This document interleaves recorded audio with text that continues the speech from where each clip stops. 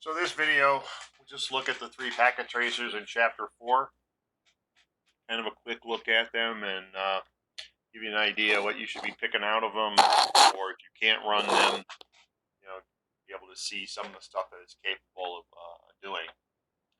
So the first one is the smart home, which is 4224. And in that one, we just kind of get a initiation into how some of this stuff works in the Internet of Things. Some of you can maybe make comparisons to what you might even have in your own house. So this is a house. We got all these sensors. Here's our internet connection. And one thing we've talked about before is, our splitter. Because one part, if you're on cable, is going to go to your TV down here. The other part is going to be for your internet. So it's going to go to your modem, then from your modem into your home router. Now they call this a gateway because that's what it is, and it just has different capabilities than like our usual wireless router. If we look in here in terms of our GUI, we would actually come in here through the just like you would at home, through an address. So you would type in this address, which we're going to do here in a minute, and that's what get us into here. So we got solar panels, we got smart batteries, we got a thermostat, which is a temperature, the house, and then we got our, whether we're, depending on what the temperature is, we're either going to turn the air conditioning on or the heating, all sorts of things. And we got our Raspberry Pi over here, which everything is connected to. So, at home you wouldn't necessarily have a Raspberry Pi, but built into all your wireless or devices, your Alexas or your lights to turn on and off or whatever you might have at home, it would have those same components built into it. If they're just dummy things, they have to be connected to something else. So you might have like a unit, like for speakers, and then they connect to that unit, and the unit is actually the controller. All right, so in this one, we go to the tablet in the bedroom, go to desktop, browser, and we type in that address that I showed you, 122.168.25.1. And that brings us to our gateway login, just like, you would have a username and password to log in at home. And in this particular case,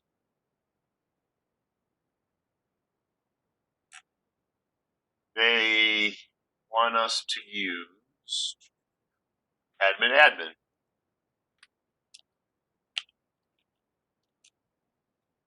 And those are all the devices that we have connected in the house. Now, in the lab, it says, hey, if the list looks nice and clean here. If you really want to see what was going on, and you go to option preferences, over here in hide, there's a tab that says, hey, I don't want to see all those wireless connections. Hide them for me. Well, if I uncheck that, you see why we like to hide them. Because all this stuff is like running through the house. So just trying to make you aware of some of that stuff, that even though it doesn't look like there's any wireless stuff going on, there is a lot of wireless stuff going on. All right. So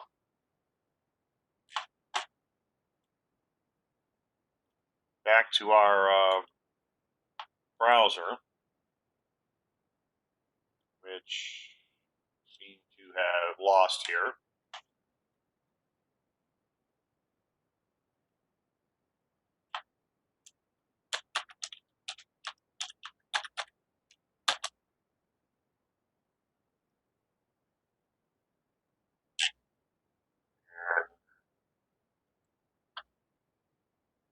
Where did you go?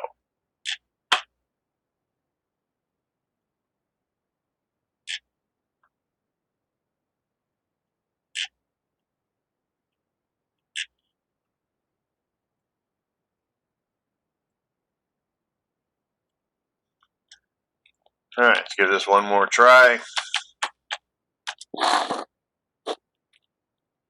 admin. You got to type it in the right place. Those are all our devices that we see here. So then what it wanted you to do is to lock and unlock the front door. So I know it's kind of hard to see in this, but in the smart door, there's a little green button there, which means it's open. And if I go over here to the smart door, I can lock the door. Now it turns to be a little red, or I can unlock it. So sitting up in a room, somebody knocks on the door, I can, I had a little camera there, I could see who it is, let them in, or lock them out. Then they wanted you to talk about the classic car. So we talk about fog computing. And that is where we make these decisions close, to the sensors. So in this particular case, the fog really is the home gateway.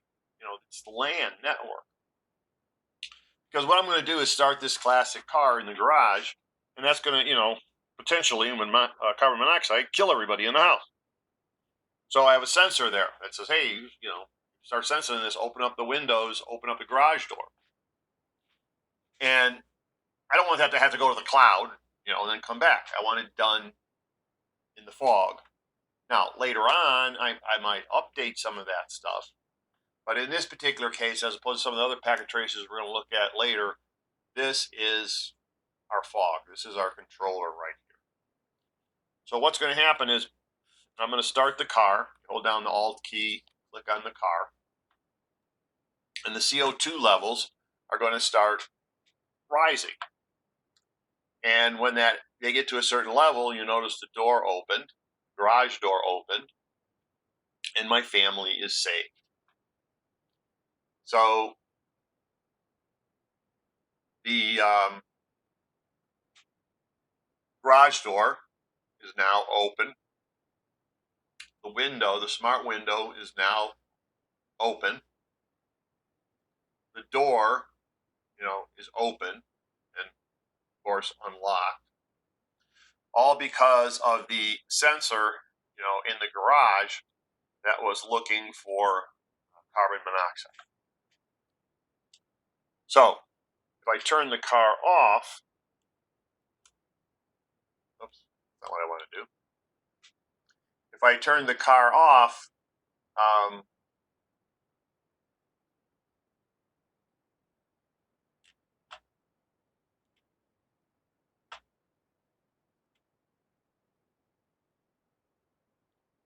eventually those levels will go down. The garage door will close, the door will close, the window will close, and I also, in my, sitting on the tablet here, I also get an indication that now, yes, closed. The door is still unlocked though, front door. All right. So all of these things in here, you can, kind of play around with, and that's basically what the whole lab was, is to kind of do that. But there's a lot more here to play around with. In terms of, you could look at the, temperature meeting is currently reading 0.9 centigrade, 0.5 centigrade. I have the coffee pot, which I can turn on and off. And again, a lot of these things, if you hold the Alt key and click, you'll notice that little button on the coffee maker came on. It's turned green. And if I click on the coffee maker again, it turns red. So a lot of these things that you can also control that way. You can check. I don't know if we added the solar panel on here or not. Let's see.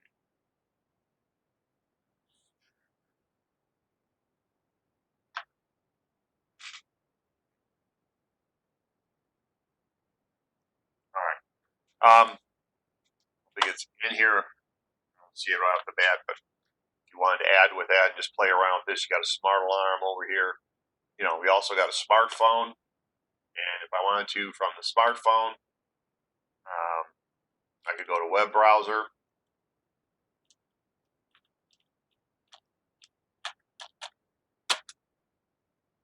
and got to type the right address in. And I could also get in, from my phone into my gateway. So, just different things to see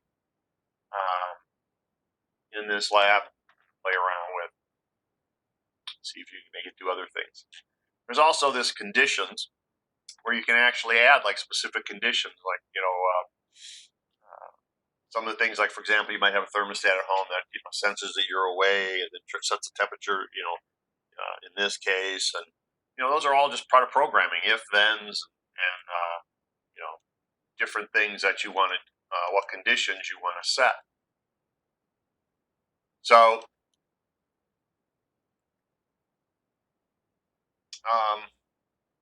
that's in there.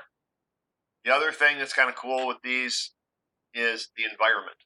So if you look up in the upper right hand corner, packet tracer, this tells you the environment of the logical space. So in this particular case, we could go to our different places, our home city, our corporate office, which we really don't have a corporate office, but that's sort of like what our house would be.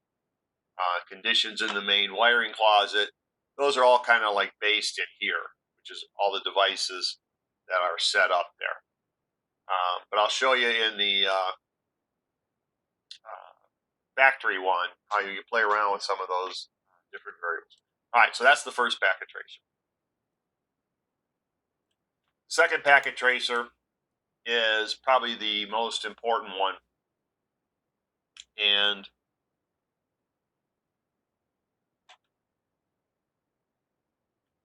I'm sorry, the third one is what I was thinking. The second one is the factory one. So in the factory one, this one's sort of like open-ended, and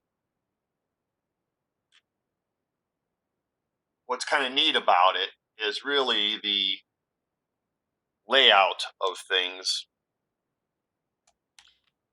that you see in it, and how you can build a pretty complex solution to test out, in packet tracer. So it deals with this one here.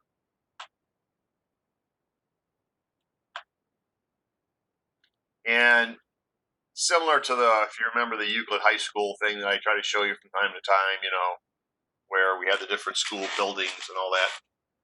So, we have this actual physical place, and even though it's not like exactly set up, where everything is, it gives you a logical layout and also a way to test out the different applications that you want. But one thing I wanted to show you was, so right now our humidity is 54 degrees, and neat thing you can play around with this is your environment. So in here, let me get back to how I got to here.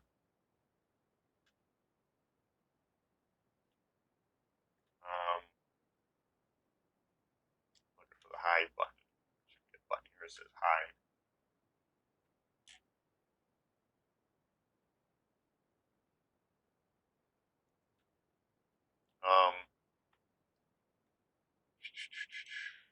Well,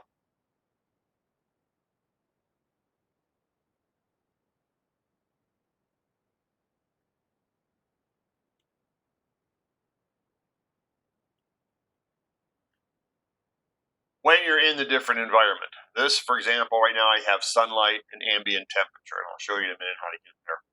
But when I first came into here, the chart kind of looked like this.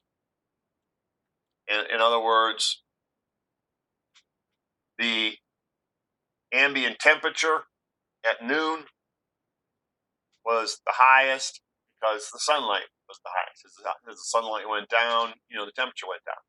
But if you wanted to test something, like say you had a sensor alarm set or something, you could actually come in here and play with the environment, raise the temperature, say at noon, keep the sunlight. Maybe we're doing something for like our solar stuff. Keep the sunlight. You could adjust the environments in your packet tracer. So I can't get back to my original screen here.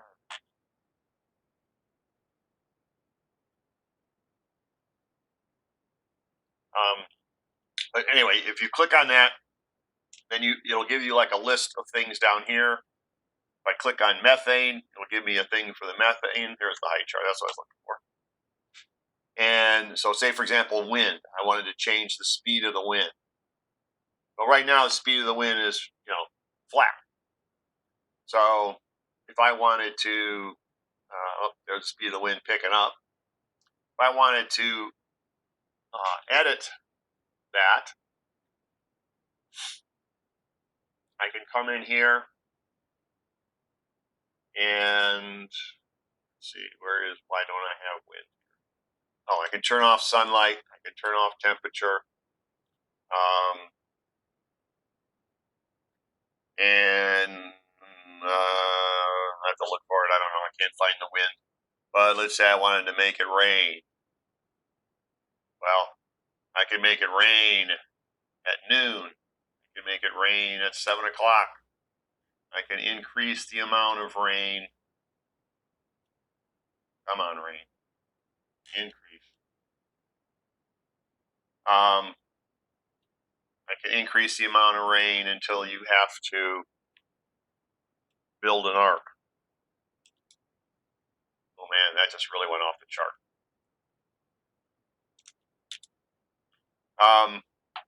So you play around with the environment, and a good way, like I say, of testing. Like, okay, well, what if this monsoon came through? Would our sensors and things work like they're supposed to? All right, but as far as the actual lab goes, it's kind of cool. Click on the warehouse here to open it up, and it's pretty big. So we have sort of a blueprint of the building and where different things would be in the building. And so, for example, like there's actually with a forklift, a siren that would go off if the forklift were to get too close to something. We have fans running based on temperature and windows opening. We got a CO2 detector, because again, we got all these vehicles running on the inside. And in this particular case, we have 3 different gateways, 3 different scenarios that we would log into to activate these devices. So in the warehouse here, we go for the, find my mouse here. Nope, don't want to play Transport Fever. Come on.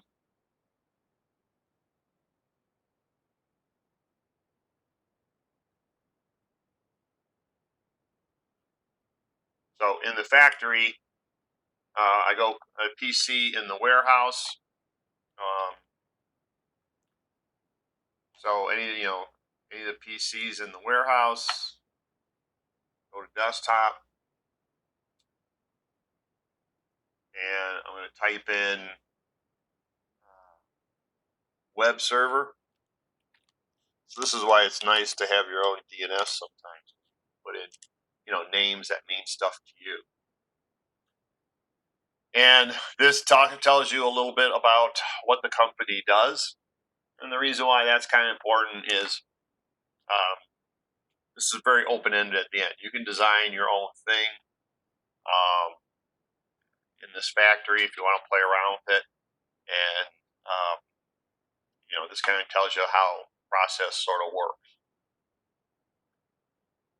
Again, very open-ended assignment. So basically, we're going to kind of do a little similar to what we did in the house. We're going to start the classic car. And it, of course, is going to emit a bunch of carbon dioxide. And what happens is the speed of the fans increase. Before they were only like one, and now they got like two things going around, meaning they're going faster. So by the time I turn off the old car, what should hopefully happen is eventually the emissions, the CO2 detector will say, okay, there's less. Well, actually, this would carbon monoxide, but it's going to filter out, and then the fans will go down to their regular speed. All right. So that's sort of like in the warehouse.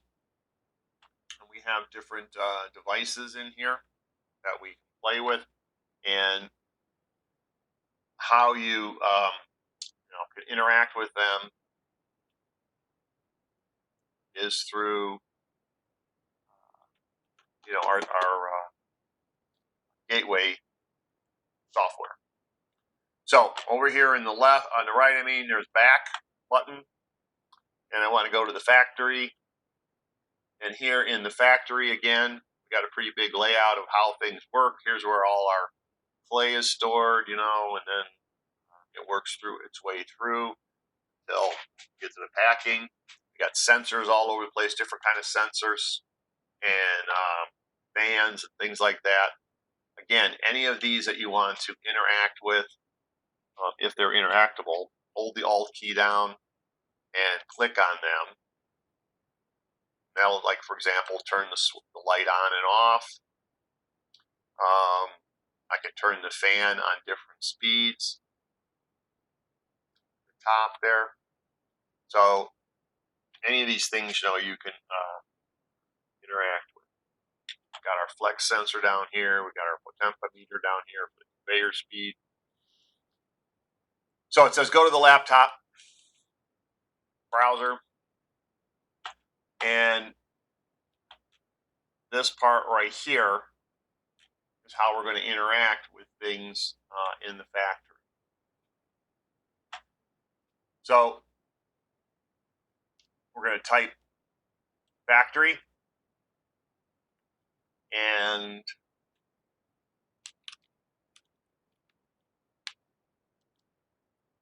log in. Now, if I want to go to the assembly area, which would be over here on the right, I type assembly and assembly. Then I'm going to be playing around with these things. If I want to hit preparation area, then I'm going to hit type in prep and prep. All right, and if I want to get to the power station, which is on the outside there, PS and PS. So if I type in assembly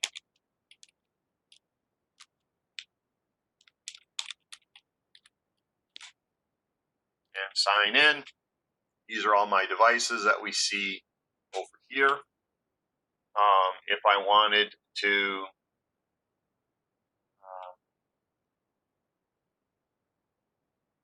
activate the ceiling fan, I could come here.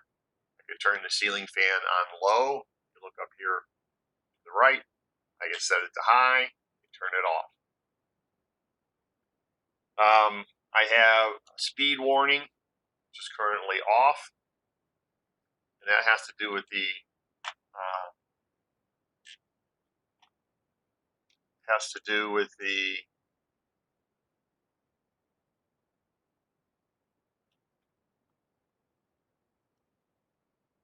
conveyor belt. So if I hold the Alt key down, should be able to turn this, and I have a siren, speed warning, currently still off. I'm going to see if I can make it go on.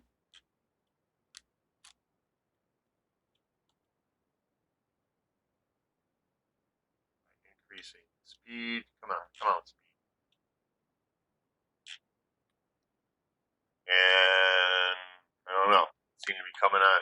I got her going full speed. All right. So that would be something we'd have to check how they have that set up. All right. So that's that particular lab. The other thing that's on this lab is going to the text editor and file, open.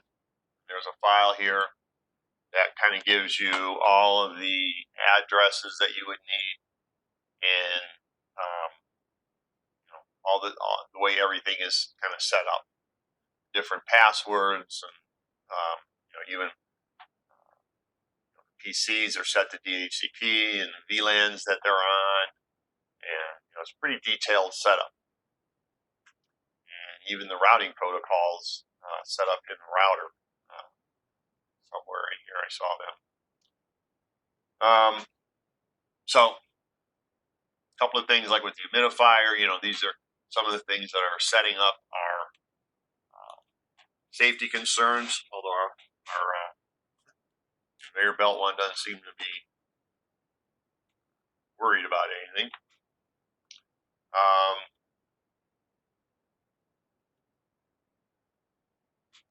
Not sure what siren.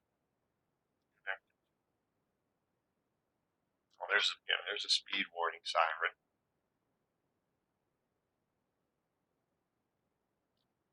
And it's attached. You can tell what server it's attached to by looking at this down here. Can't see any setting that makes it come on. All right. So that's that lab. Play around with it. It's very open-ended. The more time you play around with it, the more stuff you'll find out in it.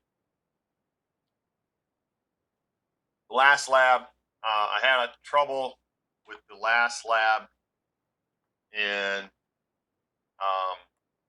because the original one didn't seem to work,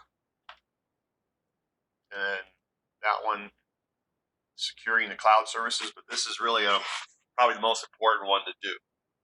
Get a chance to do these. I did put a new version of the packet tracer in the modules, so make sure if you download this, you do it from the modules. And hopefully here when I demo it, it will work. I did have a little bit of a hard time getting this one to work.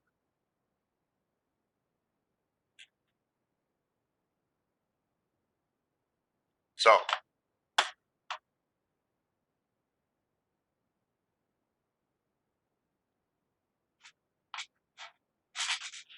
the same situation, we got a warehouse, we got a company. We have 4 devices over here, a motion detector, a light, webcam, and a trip sensor that we want to put on our gateway.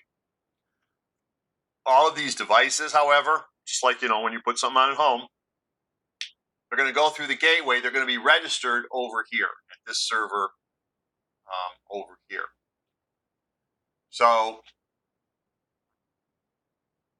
they come here, they go out here, they get registered, and then when I'm at a PC and I want to do something to these, I really am going to go out to the cloud and then back to register these things if I have to. Now, I can also do it at the fog level if I have to, but this way we get around the SPI because, any traffic coming out of here is going to be allowed back in. So once I register it, I'm saying then it's going to say, okay, any traffic back coming from this place will be allowed back in. All right. So in this particular one, though, we have to register the devices first. So it says pick any of the PCs in the warehouse. And we're going to go to desktop browser. And we're going to type in this URL.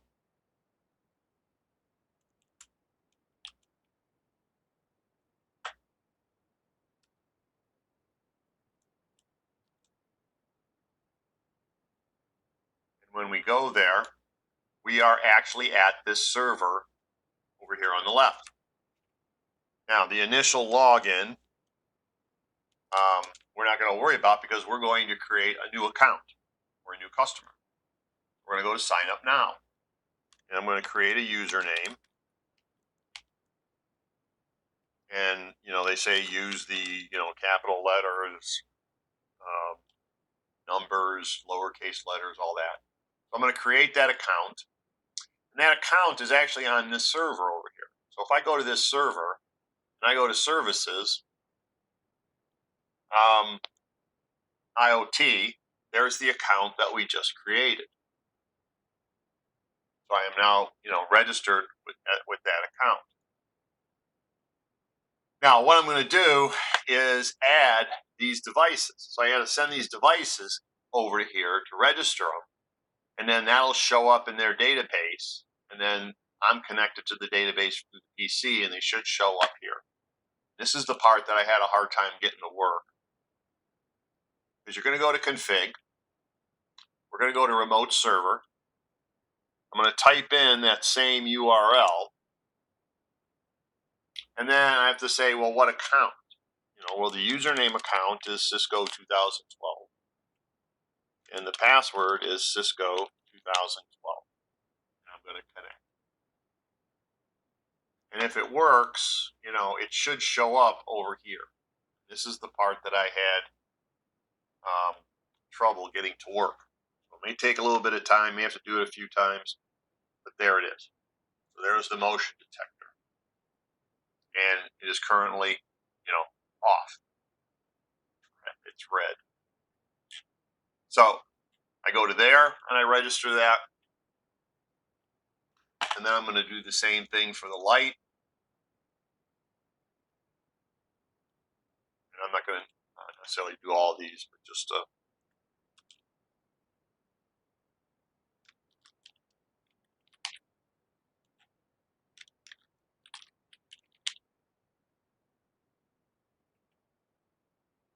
and there's the light.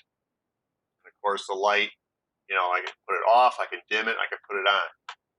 So if you look over here in the middle by the light, and I hit dim, I know it's probably hard to see on the video. It's just like a little bit. If I click on, it gets a little brighter, and if I click off, it goes right back to the yellow. So I'm sitting here at this PC. I'm controlling this light. I'm controlling it actually, through this server. All right.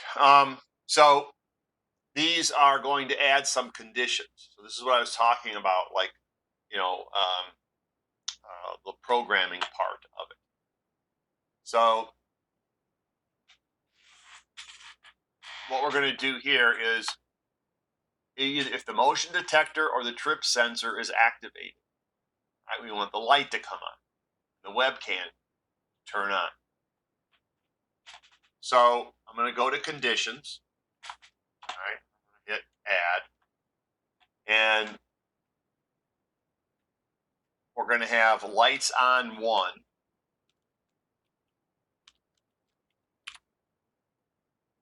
Right? And if the motion detector is on, right, then the light status should go on, and the cam status should go on. So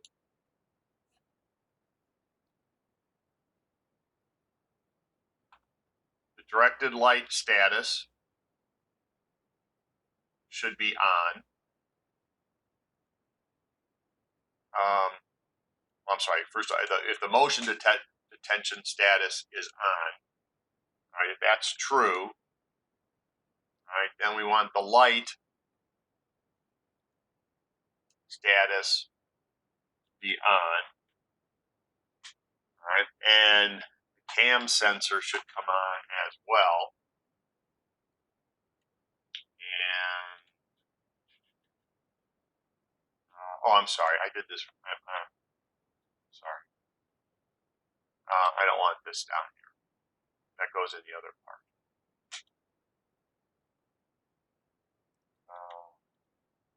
If that's true, all right, then we want to set the light status And